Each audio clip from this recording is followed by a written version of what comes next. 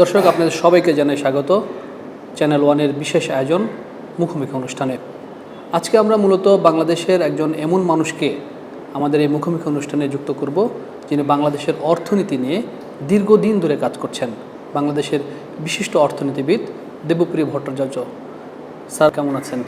ভালো আছি, ওয়ালাইকুম আসসালাম।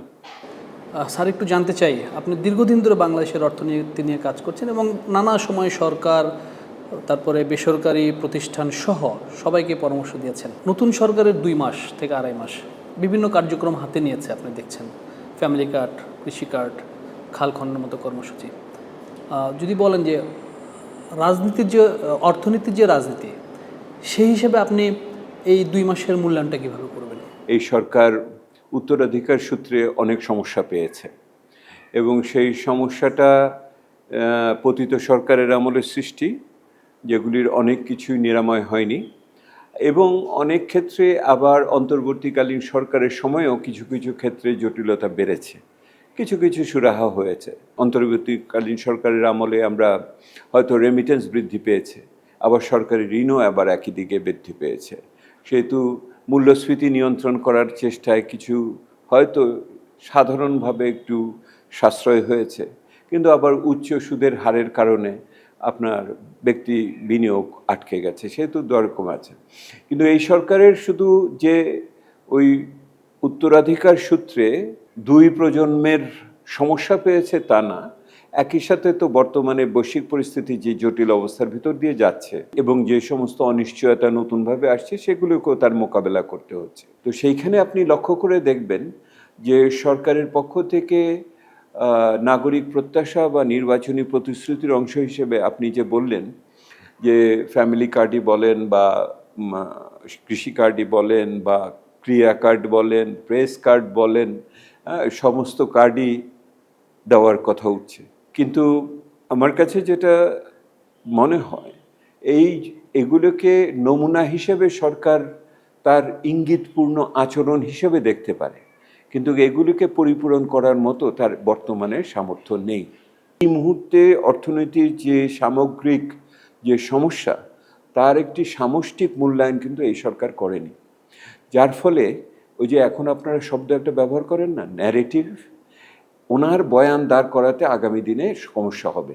কারণ ওনারা যে কী অবস্থায় পেয়েছিলেন এর কোনো দলিল ওনারা তৈরি করলেন না, এবং এই দলিল যদি ওনারা তৈরি করতেন তাহলে ওনারা দেখতেন যে এই মুহূর্তে আগামী 2-3 মাসে অর্থনৈতিক পরিস্থিতিকে সামাল দেওয়াটাই বড় চ্যালেঞ্জ। ওনারা এমন একটা বাজেটের দিকে যাচ্ছেন, সেই বাজেটটা ওই গতানুগতিক বাজেট আশঙ্কা রয়ে গেছে। অর্থাৎ কি গতানুগতিক বাজেট? আপনি গত বছরের চেয়ে আরও 10-20% বাড়িয়ে আপনি প্রাক্কলন করবেন।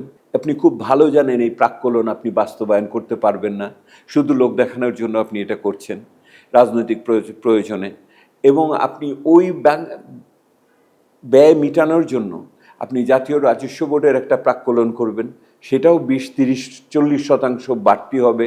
সবাই জানে এটার কোনো বাস্তব ভিত্তি নাই। ওই আগের মতোই তাহলে এমন একটা আর্থিক কাঠামো তৈরি করবেন যার বিশ্বাসযোগ্যতা নিয়ে প্রশ্ন উঠবে। আওয়ামী লীগ সরকার আমলের চাইতে বড় বাজেট নিয়ে আসছে এই সরকার। IMF ঋণটা ছাড় দিচ্ছে না। এত বড় বাজেট, আসলে মানুষ যে উপকার পাওয়ার কথা এই বাজেটের মধ্যে দিয়ে, সেটা কি আসলে হবে? এই অন্তর্বর্তীকালীন সরকারের সময়ে আমাদের অর্থনীতিবিদদের মতামতগুলো দেখেন, সবার একটা শব্দ ছিল গতানুগতিক বাজেট। আপনি তাই তো করতে যাচ্ছেন। ভবিষ্যৎ হোক নিরাপদ, বিনিয়োগ হোক বিশ্বস্ত, আর আমার পছন্দ সল্ট বে। ওয়েলকাম টু সল্ট বে। আপনি যেখানে আপনার বার্ষিক উন্নয়ন কর্মসূচির অর্ধেকও আপনি বাস্তবায়ন করতে পারেন নাই, আপনি গতবারের বাজেটের চেয়ে আরও 20% বাড়িয়ে বলবেন, এটার কোনো অলৌকিক একটা সমস্ত সময়। এটা হলো আমলাতান্ত্রিক উপায়ে যখন আপনি করেন তখন হলো 10% বাড়িয়ে দেই, 10% বাড়িয়ে দেই ইত্যাদি। কিন্তু এটাকে মোকাবেলা করার জন্য যে প্রয়োজন ছিল, সেটা প্রয়োজন ছিল একটা রাজনৈতিক ন্যারেটিভ, একটা রাজনৈতিক বয়ানের দরকার ছিল, যে রাজনৈতিক বয়ান এই অর্থনৈতিক সাহসিকতার পদক্ষেপগুলোকে ব্যাখ্যা করবে, যে ব্যাখ্যা করে বলবে যে আজ না, আমি 3 বছর পরে, 2 বছর পরে এই জায়গাতে পৌঁছতে চাচ্ছি, তার জন্য আজকে আমি এই ব্যবস্থাগুলো নিচ্ছি। এই যে বয়ান তৈরি করতে পারেন নাই, তার একটা বড় প্রমাণ হলো সংস্কারের ক্ষেত্রে যে সমস্ত আমাদের অগ্রিম সংকেত আমরা পেলাম তার কোনো কিছুই আর কাউকে জনগণকেও সন্তুষ্ট করতে পারছে না, বিদেশি দাতাগোষ্ঠীকেও সন্তুষ্ট করতে পারছে না, যার ফলে আপনার IMF তার তৃতীয় চতুর্থ কিস্তি দিবে না। এখন নতুন চুক্তি করতে বলছে, যেখানে আপনার নতুন করে আপনার প্রতিশ্রুতি দিতে হবে কি কি আপনি সংস্কার করবেন, আর আপনি বিদেশ থেকে কত টাকা আনবেন। এখন তো টাকাও কেউ দেওয়ার ক্ষেত্রে অসুবিধা হচ্ছে, এবং আপনার এখন ঋণের পরিমাণ এত হয়েছে, শুধুমাত্র ঋণ পরিশোধের ক্ষেত্রে যেই টাকা আমি শোধ করি, আমার কৃষি, আমার শিক্ষা এবং স্বাস্থ্য খাতে যে টাকা খরচ করি তার 2 গুণ টাকা আমি এখন ঋণের শোধ করছি। তো আপনি তো এই অর্থনীতি তো বাস্তবসম্মত থাকবে না। আপনি যদি আর 1-2 বছর পরে আপনার মূল্যস্ফীতি যে অবস্থায় যাবে, মানুষের আয় ব্যয় বিনিয়োগ যদি না হয়, কর্মসংস্থান যদি না হয়, এই জায়গাটা কেউ রাজনীতিবিদরা যারা দায়িত্বে আছেন তারা ঠিকমতো দেখছেন বলে আমার কাছে মনে হয় না। অনেক ঋণের মধ্যে আছে সরকার, পাশাপাশি অর্থনীতিও ভঙ্গুরই বলা চলে। আপনারা বারবার এই কথাগুলো বলেন, আন্তর্জাতিকভাবেও একটি সংকটের মধ্যে আছে। এর মধ্যে সরকারের হাতে নেওয়া বেশ কিছু সামাজিক যে উদ্যোগ, বিশেষ করে কৃষি কার্ড, তারপর ফ্যামিলি কার্ড, খাল খনন, এটাকে আপনি কি এখন যৌক্তিক মনে করছেন? দেশের ভিতরে সামাজিক নিরাপত্তা নিশ্চিত করার জন্য পদক্ষেপগুলো যৌক্তিক, এবং সেগুলোকে দুর্নীতিমুক্তভাবে দক্ষভাবে যদি বাস্তবায়ন করতে পারে তাহলে নিঃসন্দেহে জনমানুষের মন জয় করবে। এই মুহূর্তে আপনি যদি বলেন আগামী 2026-27 অর্থ বছরে আপনি অর্থ দেবেন, এইটা দেওয়ার মতো পরিস্থিতি আপনার পূর্ণাঙ্গভাবে নাই, আপনাকে ধাপে ধাপে করতে হবে। আমার সবচেয়ে বড় অভাবটা হলো বর্তমান অর্থনৈতিক পরিস্থিতিকে আত্মস্থ করে এবং আগামী দিনের মধ্যমেয়াদী এবং দীর্ঘমেয়াদী প্রাক্কলনটাকে একটা রাজনৈতিক দর্শনের ভিতরে, দৃষ্টিভঙ্গির ভিতর দিয়ে কেউ ব্যাখ্যা করছে না। এই ব্যাখ্যাটার অভাবের কারণে ওই পুরনো আমলাতান্ত্রিক জটিল প্রক্রিয়ার ভিতরে আমরা রয়ে গেলাম বাজেট তৈরি করার ক্ষেত্রে। এখন পর্যন্ত এটা ভেঙে বেরোনোর আমি এখনো কোনো নিদর্শন দেখছি না, কিন্তু আমি আশা করে বসে আছি, এখনো সময় আছে। অন্তর্বর্তীকালীন সরকারের সময়, শেষ সময়ে এসে যুক্তরাষ্ট্রের সাথে একটি যে চুক্তি হলো, বাণিজ্য চুক্তি, এটি নিয়ে নানা সমালোচনা আছে। কেউ বলছে ভালো, কেউ বলছে এটা নিয়ে বাংলাদেশের বাণিজ্য আরও হুমকির মুখে পড়বে। আপনার বিশ্লেষণটা কি? আমার বিশ্লেষণ হলো দুটো আর কি। প্রথম কথা হলো যে এটা করার ওনাদের কোনো অধিকারই ছিল না। ওনারা এমন একটা সরকার যেটা কয়দিন পর চলে যাচ্ছে, এমন একটা কাজ করে পরবর্তী সরকারের উপরে এটা দিয়ে দায় দিয়ে যাচ্ছে, এটা সঠিক না, নৈতিকভাবে সঠিক না। দ্বিতীয়ত হলো ওনারা যেটা কাজটা করলেন সেটাও সেভাবে প্রকাশ্য ছিল না। আমরা পরবর্তীতে জেনেছি যে ওটার ভিতরে আসলে তো বাণিজ্য চুক্তি না, এটা একটা পুরা অর্থনীতি এবং রাজনীতি, আমার জাতীয় সার্বভৌমত্ব নিয়ে প্রশ্ন উঠেছে, তাই না? বর্তমান সরকার আপনার মনে আছে বলেছে যে এবং তাদের নির্বাচনী ইশতেহারে যে আমরা কোনো বিদেশি নীতি, দেশ নির্ভরভাবে বিদেশি নীতি করব না, কোনো দেশকে খুশি করার জন্য বা অখুশি করার জন্য আমরা করব না, তাই না? এবং সেহেতু এটা সর্বজনীন হবে। কিন্তু এই বাণিজ্য চুক্তি তো দেশ নির্ভর, এমন একটা দেশ নির্ভর যেখানে বলা আছে যে আমি আর কোনো বাজার অর্থনীতির বাইরের অর্থনীতিকে আমি ব্যবহার করতে পারবো না। ওটার মানে কি? রাশিয়া, চীন, হ্যাঁ, তাহলে চীন এত বড় একটা আমাদের বাণিজ্যিক সহযোগী, তা আমরা কি তার সাথে করবো না? আমরা কি কালকে রূপপুর পারমাণবিক বন্ধ করে দিব? রাশিয়া থেকে তেল নিতে আমার আরেক দেশের নিতে হয়, অনুমতি নিতে হয়, এটা কিভাবে সম্ভব? সমস্যা অন্য জায়গায় আরও। সেটা হলো যে এই চুক্তি যিনি করেছেন তিনি তো বর্তমান সরকারের ভিতরে আছেন, সেহেতু এইটাও তো একটা কৌতূহলোদ্দীপক ব্যাপার। সেহেতু এই সরকারকে এই মুহূর্তে, ওই যে বললাম রাজনৈতিক বয়ান লাগবে, সেইখানেও রাজনৈতিক বয়ান নেই। বাংলাদেশের সংসদে এখন পর্যন্ত বিষয়টি কেন উঠলো না, এটা আমার কাছে আশ্চর্য লাগে। এই আলোচনা সংসদে হতে হবে এবং সেই সংসদে জনপ্রতিনিধিরাই ঠিক করবেন আগামী দিনে এই চুক্তির ভবিষ্যৎ কী। তাহলে বর্তমান সরকার যদি না মানে যে না, আমরা যেভাবে করা হয়েছে সেভাবে আমরা করতে চাই না, তাহলে কি সরকার একটা বিপদের মধ্যেই থাকবে? পৃথিবীতে সব ধরনের চুক্তিতেই একটা পুনর্বিবেচনার মতো একটা ধারা থাকে, সেহেতু আপনাকে ওই পুনর্বিবেচনার ধারাকে আপনাকে ব্যবহার করে আপনাকে এই বিষয়টিকে বলতে হবে। এখানে কারিগরি যোগ্যতাটা খুবই গুরুত্বপূর্ণ। আপনি যেই কথাগুলো বলবেন সেগুলি বলার জন্য আপনার তথ্য প্রমাণ ইত্যাদি মিলিয়ে আপনাকে বলতে হবে। এটা শুধু বাণিজ্যের ব্যাপার না, এটার ভিতরে আমার ইনফরমেশন টেকনোলজির ইস্যু আছে, সাইবার সিকিউরিটির ইস্যু আছে, আমার ওইটার ভিতরে আমার বিভিন্ন স্ট্যান্ডার্ড কমপ্লায়েন্স এগুলির ইস্যু আছে, এগুলিকে দিতে হবে। কিন্তু তার চেয়ে বড় দরকার করে রাজনৈতিক প্রজ্ঞা এবং সেটার ভিতরকে ব্যবহার করার মতো কূটনৈতিক যোগ্যতা এবং ইত্যাদি ইত্যাদি। সেহেতু আমার সরকার আগামী দিনে সেই যদি পথে এগোতে চায়, পথ নেই। এটা যে আমি আজীবনের জন্য গলার ফাঁস হয়ে আটকে গেছি এটা মনে করার কোনো কিছু নেই। এই সরকার যে মন্ত্রিসভা এবং যারা সংসদ সদস্য হয়েছে, ব্যবসা যারা করে, এরকম অনেক মানুষ, বিশেষ করে কত 70-80% মনে হয় বড় বড় ব্যবসায়ী রয়েছে।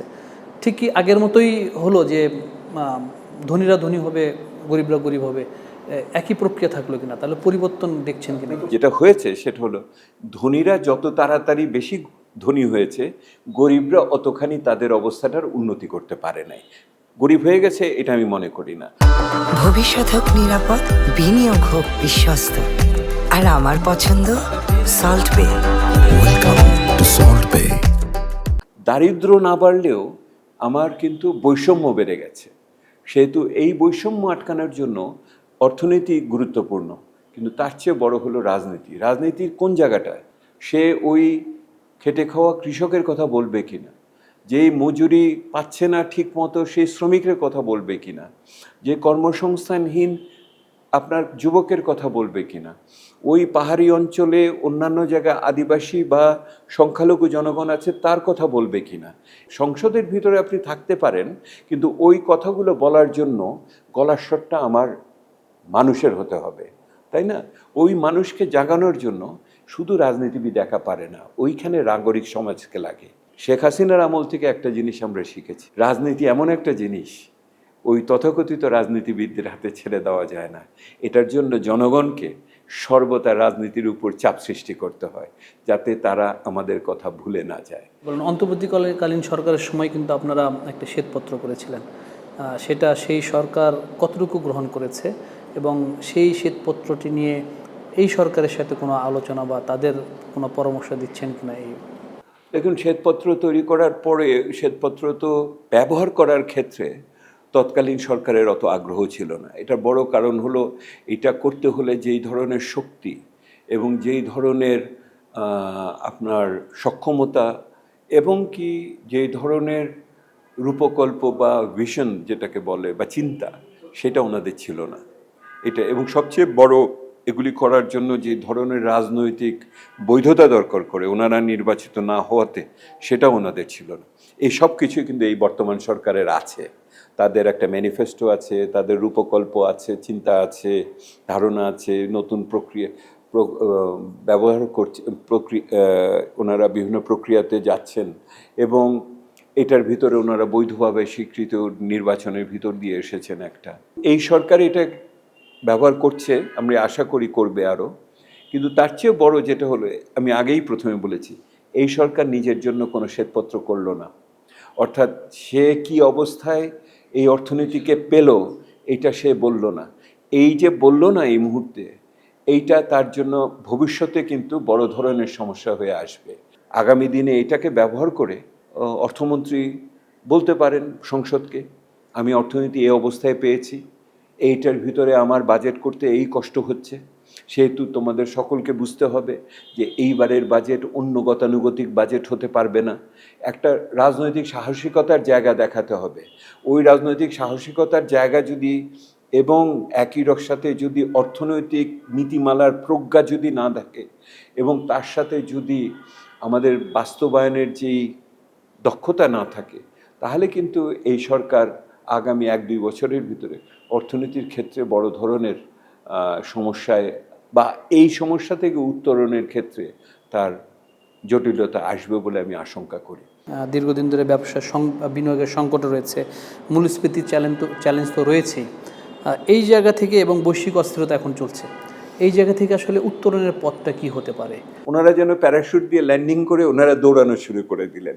আমি বলতেছি আপনি একটু স্থির হয়ে 2 পা পিছিয়ে যান, যে শক্তি সঞ্চয় করেন, তারপরে লাফটা দেন।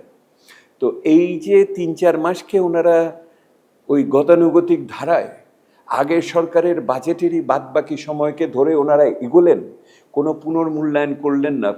বার্ষিক উন্নয়ন কর্মসূচির ভিতরে এই যে পচা সমস্ত প্রকল্প আছে যেগুলি ১০ বছর ধরে চলছে, এইগুলিকে ওনারা পরিষ্কার করলেন না, নতুন প্রকল্প আবার যুক্ত করে দিয়ে আবার ওইগুলোকেই আবার চালু করছেন। আপনি করের যারা দেখেন বাংলাদেশে যতগুলো টিআইএন নম্বর আছে তার মাত্র 18% মানুষ কর দেয়। তো আমার ওই 18% মানুষের উপরে আপনি আরও করের বোঝা চাপাবেন। এবার এই সরকার যিনি এসছেন ওনার নির্বাচনী প্রতিশ্রুতিতে একটা ভালো শব্দ আছে, সেই অনেক ভালো শব্দ আছে, তার ভিতরে একটা ওনারা বলেছেন ফিসক্যাল সোশ্যাল কন্ট্রাক্ট, অর্থাৎ আর্থিক সামাজিক চুক্তি। আর্থিক সামাজিক চুক্তি কী জিনিস? আমি কর দিব, আপনি সেবা দিবেন। তো ওই কাজটাকে করার জন্য ওনার যে কোমরের জোর দরকার, সেই ৩-৪ মাসে আমি জড়ো করার কথা বলেছিলাম, বুঝেছেন? কিন্তু ওনারা যেটা করছেন সেটা হলো ওই আগের ধারাবাহিকতাকেই চলছেন, এবং এইটাই হলো আমলা নির্ভর উন্নয়ন প্রক্রিয়ার লক্ষণ। আপনি যেখানে রাজনৈতিক চিন্তা দিয়ে আপনি ছেদ না দিয়ে নতুনভাবে শুরু করতে পারেন না, তখনই বুঝবেন আপনি পুরানা গতানুগতিক আমলাতান্ত্রিক প্রক্রিয়ার অংশ হয়ে গেছেন। প্যারাশুটের মতো চলছে। এটার কারণ কি? দীর্ঘদিন ধরে তারা দেশ পরিচালনা থেকে পেছনে থাকার কারণ, সেক্ষেত্রে কি অভিজ্ঞতার যে বিষয়টি, সেটার ঘাটতি আপনি দেখছেন কিনা সেরকম? এরা দেশ শাসন করেছেন আগে একাধিকবার, এবং এখানে এখনও মন্ত্রিসভার ভিতরে অনেক মন্ত্রী আছেন, সংসদ সদস্য আছেন যারা মন্ত্রী ছিলেন আগে, দেশ চালিয়েছেন। অনেক প্রথাগত বা পেশাদার রাজনীতিবিদও আছেন, তাদেরও আরেক ধরনের শক্তি আছে। তাহলে সম্মিলিতভাবে কেন ওনারা পারবেন না এটা? আমি এটা তো বুঝে উঠতে পারি না। এইটার ভিত্তিতে একটা পরিকল্পনা দরকার, সেই পরিকল্পনাটা আমি এখনও দেখছি না। ওনারা, আমার দুঃখটা হলো ওনারা নতুন সরকার কিন্তু পুরনো ধাঁচে। দুর্নীতি দেশের অর্থনীতির জন্য একটি বড় বাধা, এটা আপনারা বারবার বলেছেন এবং অনেক তথ্য প্রমাণও দিয়েছেন। এই দুর্নীতিটা কিন্তু হয় সরকারের একটি বড় অংশ এবং যারা রাজনীতিবিদ। এই সংকটের কি আসলে বর্তমান যে সরকার হয়েছে সেখানে কি সমাধান দেখছেন একটু গণঅভ্যুত্থানের মধ্য দিয়ে সরকার? দেখুন, আমরা শ্বেতপত্রে যেটা বলেছি, যেই লুটপাটতন্ত্র তৈরি হয়েছিল, যেই চোরতন্ত্র তৈরি হয়েছিল, সেখানে ত্রাহস্পর্শ হয়েছিল, অর্থাৎ 3টা গ্রহ, কালো গ্রহ একত্রিত হয়েছিল, অর্থাৎ কতিপয় রাজনীতিবিদ। ভবিষ্যৎ হোক নিরাপদ, বিনিয়োগ হোক বিশ্বস্ত, আর আমার পছন্দ সল্ট বে। Welcome to Salt Bay. কতিপয় আমলা এবং কতিপয় ব্যবসায়ী, এরাই আমরা বলেছি অলিগার্ক, যারা আপনার পুরো সরকারকে বা রাষ্ট্রকে কবজা করে নিয়েছিল। সেহেতু যদি এই কবজা করার প্রক্রিয়ায় এই মানে দুষ্ট রাজনীতিবিদ, পচা আমলা আর কলুষ আপনার ব্যবসায়ী যদি একত্রিত না হতে পারে, তাহলেই এটা এই ক্ষেত্রে এইটাকে বন্ধ করা সম্ভব। আমি যেই দুর্নীতির কথা বলছি, এই দুর্নীতি হলো রাষ্ট্রের সম্পদ নষ্ট করার ক্ষেত্রে। এর বাইরেও দুর্নীতি হয়, আপনার ছোটোখাটো দুর্নীতি তো আমরা প্রতিদিনই দেখছি। এছাড়া চাঁদাবাজি ইত্যাদি হচ্ছে, হ্যাঁ, যেটা মানুষের উপর অত্যাচার হচ্ছে। কিন্তু আমি বড় দুর্নীতির কথা বলছি, যেটা হলো রাষ্ট্রের সম্পদ নষ্ট করা, সরকারি আয়কে নষ্ট করা, জনগণের সম্পদকে নষ্ট করা। সেই ক্ষেত্রে কিন্তু আমরা কি উপলব্ধি করেছি, শ্বেতপত্রে বলেছি, এটা করা তখনই সম্ভব হয়েছিল যখন জনগণের কণ্ঠস্বর বন্ধ করে দিয়েছিলেন। আপনি নির্বাচন করেছেন, রাতের ভোট সকালে করেছেন নাকি সকালের ভোট রাতে করেছেন, আপনি ডামি নির্বাচন করেছেন, আপনি বিনা ভোটে লোকজনকে সংখ্যাগরিষ্ঠতা দিয়েছেন। গণতান্ত্রিকতা একটা গুরুত্বপূর্ণ বিষয়। সেই জন্য আমি মনে করি যে জাতীয় নির্বাচনের সাথে সাথে স্থানীয় নির্বাচনগুলো এখন হওয়ার সময় হয়েছে। স্থানীয় সরকার নির্বাচনগুলো করলে এইটার ভিতরে আরেকটু ভালো অবস্থায় যাবে। আর হলো নিজের দলের ভিতরে গণতন্ত্র নিয়ে আসতে হবে। সব কিছু মিলে, নতুন রাজনৈতিক দল বা পুরানো রাজনৈতিক দল, সব কিছু মিলে কি আপনার কাছে দৃষ্টিতে কি মনে হয় আসলে আপনারা যে আশা করছিলেন সেরকম কি কোনো লক্ষণ দেখছেন এখন পর্যন্ত? আমরা কি বলেছিলাম, ওই যে আমি বলেছি চোরতন্ত্র হয়েছিল, এবং সেখানে কিভাবে অলিগার্করা আপনার সেইভাবে অত্যন্ত উচ্চবিত্ত ব্যবসায়ী বলেন বা উদ্যোক্তা বলেন তারা দায়িত্ব নিয়েছিল, যারা অনেকেই এখন দেশে থাকতে নাই আর কি, থাকলেও অনেকে পলাতক থাকে। তাদের ক্ষেত্রে যেটা হয়েছিল, এর বিপরীতে আমরা ছাত্র যুব সমাজের আন্দোলন বা গণ অভ্যুত্থানে কী বললাম? বৈষম্য বিরোধীর কথা বললাম। বৈষম্য বিরোধিতার করতে গিয়ে আমরা কি বললাম? আমরা বললাম আমরা নতুন বন্দোবস্ত চাই, নতুন বন্দোবস্ত চাই। সে নতুন বন্দোবস্তটা কি? সেটা হলো ওইটাই যেটার হলো যেই রাজনীতি আমাকে সংস্কারের দিকে নিয়ে যাবে, যেই রাজনীতি আমার অনুকূল বিনিয়োগ পরিস্থিতির সৃষ্টি করবে, যেই রাজনীতি আমার অন্তর্ভুক্তিমূলক কর্মসংস্থানের সৃষ্টি করবে, সেইটার দিকে যাব। দুঃখের ব্যাপার হলো যারা আমাকে বলেছিলেন যে নতুন ব্যবস্থা আমরা করব, তারা তো পুরনো ব্যবস্থার অংশ হয়ে গেছেন। এবং আমাদের মতো মানুষরা যারা এখনও নতুন ব্যবস্থার কথা বলছি, সেই জন্য সংস্কারের কথা বলছি, সেইটার পক্ষে জনমানুষকে একত্রিত করাটা একটা গুরুত্বপূর্ণ ব্যাপার। এবং আমার বক্তব্য হলো এইখানে ওই নতুন ব্যবস্থাতে আনাই হলো আপনার দুর্নীতি বন্ধ করা। এসডিজি বাস্তবায়ন নিয়ে নাগরিক প্ল্যাটফর্ম নিয়ে আপনি দীর্ঘদিন ধরে কাজ করছেন, সেক্ষেত্রে মানুষ কতটুকু সচেতন হলো? মানুষ এতখানি সচেতন, এখন মনের কথা আর মনে রাখে না, মুখে বলে দেয়, এই সোশ্যাল মিডিয়াতে বলে ইত্যাদি, অনেক ক্ষেত্রে ভুল ভালো বলে। তো এটার ভিতরে সেহেতু মানুষের ক্ষেত্রে সচেতনতা আগের চেয়ে বেড়েছে। আরেকটা হয়েছে সেটা হলো যেই মানুষগুলো পিছনে ছিল তারা দৃশ্যমান হচ্ছে, তারা আগের চেয়ে অনেক বেশি আমাদের যে দৃশ্যপটের ভিতরে নীতি প্রণয়নের প্রক্রিয়ার ভিতরে আসছে। এদের সংগঠন করার অধিকার দিতে হবে, যাতে করে আগামী দিনে তারা আরও বেশি বাংলাদেশের উন্নয়নের সপক্ষে, অন্তর্ভুক্তিমূলক সমাজে, বৈষম্য বিরোধী সমাজে তারা পক্ষে দাঁড়াতে পারে আর কি। আমি তো আশাবাদী। স্যার, আপনাকে অনেক ধন্যবাদ। বাংলাদেশের অর্থনীতি এবং বলা চলে যে বর্তমান সরকার কতটা চ্যালেঞ্জের মুখে পড়তে পারে সামনে, তার সার্বিক চিত্রটি আপনি তুলে ধরলেন। অসংখ্য ধন্যবাদ আমাদেরকে দীর্ঘক্ষণ সময় দেওয়ার জন্য। দর্শক যারা দেখছিলেন আজকের এই মুখোমুখি অনুষ্ঠানটি চ্যানেল ওয়ানের, সবাইকে ধন্যবাদ জানাই। দেখছিলেন বিশিষ্ট অর্থনীতিবিদ দেবপ্রিয় ভট্টাচার্য স্যার, তিনি আমাদের বললেন যে বাংলাদেশের সরকারের জন্য চ্যালেঞ্জ কতটুকু, এবং হয়তোবা এখান থেকে সরকার উত্তরণ করতে পারবে তাদের এই যাত্রাটি। আজকে এ পর্যন্তই। আগামীতে নতুন কোনো মুখ নিয়ে আবারও আপনাদের সাথে যুক্ত হব।